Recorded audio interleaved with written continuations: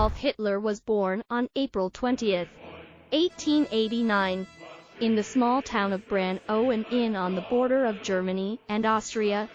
He was the fourth of 6 children born to Alois Hitler and his third wife, Clara Plzel. During his childhood, the family moved several times, including to the city of Passau in Germany. There, young Adolf learned German with a Bavarian accent, an accent that would be evident in his speeches for the rest of his life. After his father retired from the customs office, the family moved to Hafeld, where they engaged in beekeeping and farming. Adolf Hitler had a very tense relationship with his father. His adolescence was marked by constant rebellion against the strictness of his school and his father.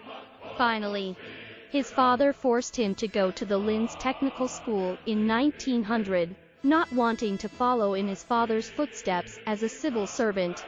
He began to rebel in high school, and eventually dropped out after failing his studies. His father died in 1903, freeing young Adolf to pursue his dream of becoming an artist. However, he was not accepted into the Vienna Academy of Fine Arts after 2 attempts. After his mother's death in 1908, Adolf Hitler moved to Vienna, where, having no money, he lived in boarding houses and homeless shelters to make ends meet. He worked as a laborer and sold his paintings of Viennese landscapes. It was during his years in Vienna that he became interested in politics. The atmosphere in which he lived and the sources he studied shaped and developed many of his Nazi and anti-Semitic ideas. With Hindenburg's death on 2 August 1934, the military leaders agreed to combine the presidency and chancellorship, and Adolf Hitler was officially named FHRER and shortly afterwards assumed personal command of the Reich's armed forces. By February 1938, all generals accused of not collaborating with the Nazi Party had been purged.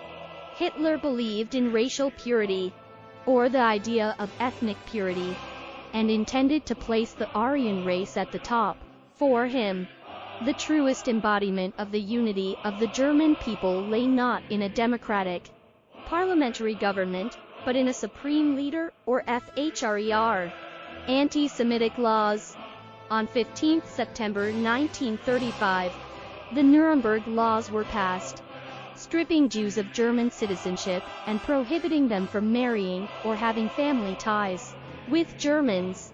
Over the next few years, Jews were denied the right to vote and their civil and political rights were stripped away. In addition to widespread anti-Semitism, Adolf Hitler's government sought to establish Nazi cultural dominance by burning books, redacting newspapers, using radio and film for propaganda purposes, and forcing teachers throughout the German education system to join the party. Much of the persecution of Jews and opponents of the system was carried out through the secret police and SS forces.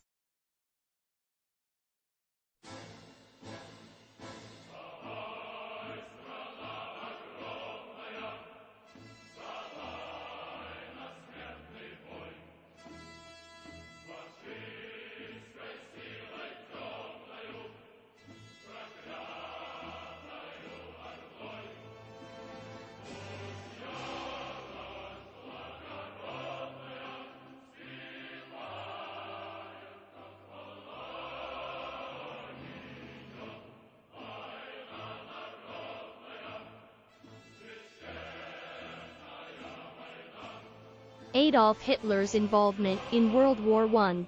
In 1913, Adolf Hitler went to Munich, and the following year, with the outbreak of World War I, he joined the Bavarian Infantry Regiment. In October 1914, he was sent to Belgium. He served in the war and was awarded the Iron Cross, first and second class, and the Black Death. Hitler was wounded twice during the war, once in the leg and once in the eye. It was in Berlin that the news of the armistice and Germany's defeat in World War I broke. Adolf Hitler like many other Germans, believed that the country's devastating defeat was not the result of the Allies, but rather the result of traitors within the country. He believed that Germany had been stabbed in the back by civilians such as Jews, Marxists, and the November criminals, the signatories of the Armistice Agreement. Adolf Hitler's entry into politics. After returning to Munich in 1918, Adolf Hitler remained in the army due to his lack of education and career prospects, and soon joined the German Workers' Party to influence it. The party aimed to unite the interests of the working class with strong German nationalism.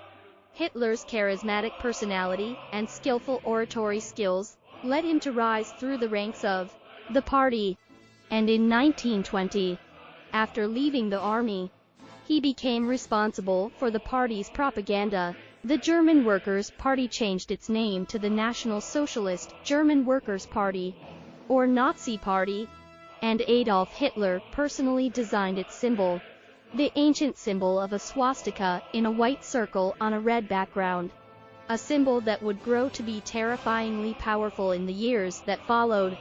Adolf Hitler's rise to power. Adolf Hitler ran for his party in the 1932 election and, although he lost to Hindenburg, became a powerful figure in German politics. Shortly afterwards, Hindenburg reluctantly appointed Hitler as Chancellor. As Chancellor, Hitler used all his strength to form a government and defeat the opposition parties.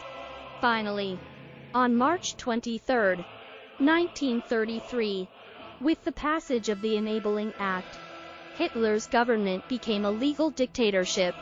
Other political parties and trade unions were quickly dissolved and their leaders arrested.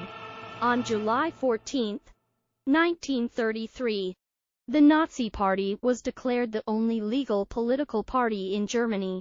In 1933, Germany was diplomatically isolated, with a weak military and hostile neighbors. In a May speech, Adolf Hitler claimed in a conciliatory tone that Germany sought peace and disarmament. However, his main goal behind this strategy of appeasement was to dominate and spread the idea of the people. Early the following year, Hitler withdrew Germany from the League of Nations and began to strengthen the country's military in order to advance his future plans.